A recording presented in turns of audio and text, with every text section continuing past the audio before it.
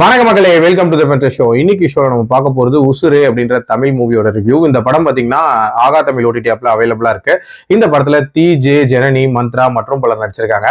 இந்த படம் ஒரு ரொமான்ஸ் டிராமா அப்படின்ற மாதிரி எடுத்திருப்பாங்க. இந்த படத்தோட கதை அப்படின்னு பாத்தீங்கன்னா, நம்ம ஹீரோ ஒரு குவாரி மேனேஜரா இருக்காரு. அவரோட வீட்டுக்கு எதிர்த்த வீட்டுல ஜனனி குடி வராங்க. ஜனனியோட அம்மா தான் மந்த்ரா. அவங்க அப்பா முன்னாடியே ஓடி போயிருப்பாரு. அதனால அவங்க அம்மா பயங்கர ஸ்ட்ரிக்டா இருக்காங்க அப்படின்னே சொல்லலாம். ஏதாவது ஒரு பையன் பேச வந்தாலே அவனை விரட்டி விடுறது இல்ல அடிக்கிறது, அந்த அளவுக்கு கொடூரமா இருக்காங்க. இப்படிப்பட்ட சூழ்நிலையில ஜனனிய நம்ம ஹீரோ லவ் பண்றாரு. பதிலுக்கு ஜனனியும் லவ் பண்றாங்க.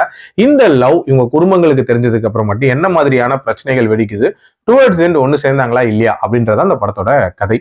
அதாவது எதிர்த்து வீட்டு பொண்ணை லவ் பண்றது அப்படின்றது காமனா நடக்கக்கூடிய ஒரு விஷயம். இன்ஃபேக்ட் நிறைய பேர் லைஃப்ல ரிலேட்டபிளான ஒரு விஷயம் கூட சொல்லலாம். இந்த விஷயத்தையே இவங்க பயங்கர அந்நியத்தன்மையோடு பயங்கர ஆர்டிபிஷியலா எடுத்திருந்தாங்க. அப்பவே தெரிஞ்சிருச்சு இந்த படம் எப்படி இருக்க போகுதுன்ட்டு. நம்ம எதிர்பார்த்ததை விட பயங்கர ஒஸ்டா தான் இருந்துச்சு அப்படின்னே சொல்லலாம். அதாவது டிஜேவோட காதல் கதைய பவல் தன்னோட மனைவி கிட்ட ஏதோ ஒரு அமர காவியத்தை சொல்ற மாதிரி சொல்லிட்டு இருக்காரு.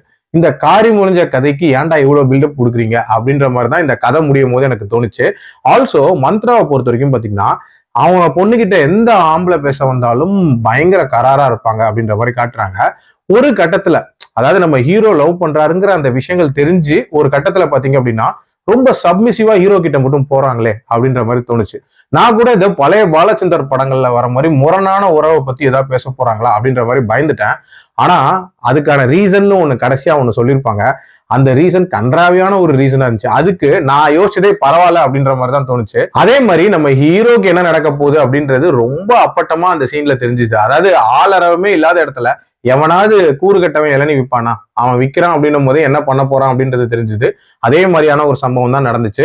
ஓவரால் என்ன பொறுத்த வரைக்கும் இந்த படத்துக்கு உசுரே அப்படின்னு டைட்டில் வச்சதுக்கு பதிலா அந்த ஊவை தூக்கிட்டு மாவை போட்டாங்கன்னா பெர்ஃபெக்டா இருந்திருக்கும் அப்படின்னே சொல்லுவேன். என்னோட ரேட்டிங் இந்த படத்துக்கு 2/5. என்ன பொறுத்த வரைக்கும் ஸ்கிப் அப்படின்னு தான் சொல்லுவேன். அடல் கண்டென்ட்லாம் பெருசா இல்ல. மீண்டும் அடுத்த விமர்சனத்தில் சந்திக்கிறேன். நன்றி, வணக்கம்.